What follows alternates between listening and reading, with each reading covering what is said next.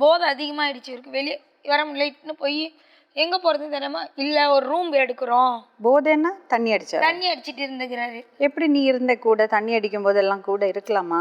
Madam தண்ணி அடிச்சுட்டு அவர் வந்திருக்காரு போல, எனக்கு தெரியல. அது பைக்கில் ஹெல்மெட் போட்டுன்னு சீக்கிரம் ஏறு பைக்கில் என்ன சொல்ல, ஒரு இடத்துக்கு போய்ட்டு சொல்ல, இங்கேருந்து எப்படி சொல்கிறதுனா ரொம்ப லாங்கில் தான் இட்டுன்னு போவார். அதெல்லாம் கரெக்ட் பிளானிங். நான் பிளான்லாம் போட மாட்டேன் மேடம், எனக்கு அதெல்லாம் தெரியாது. எனக்கு இந்த இடத்துக்கு போகலான்னு கூப்பிட்டாருன்னு வைங்களேன், நான்லாம் வரமாட்டேன்னுவேன். கோயிலுக்கு வரியான்னு கூப்பிடுவார், போகலான்னு சொல்லுவேன். சரி, ஹோட்டலில் போயிட்டு என்னாச்சு? ஹோட்டலில் போய் 2 பேரும் இதுமாரி ஒன்றா இருந்தோம்.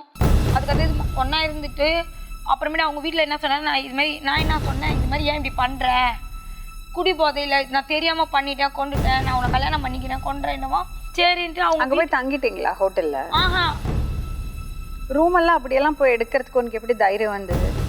மேடம் நான் இட்டுன்னு போகல மேடம், அவர் தான் இட்டுன்னு போனார். எல்லாம் அவர் மேலே பழிய போடுறேன். அவர் மேலே பழியெல்லாம் நான் போடல மேடம். அவர் கூப்பிட்டாரு. எப்படி கூப்பிட்டாருன்னா, வா கோவில் போகலான்னு சொல்ல, நான் குளிச்சுட்டு நான் புடவை கட்டின்னு வரேன், கோவிலுக்கு தானே போகிறேன்னா, ஏன் நீ சுடிதார் போட்டுனா பைக்கில் உட்கார மாட்டேன்.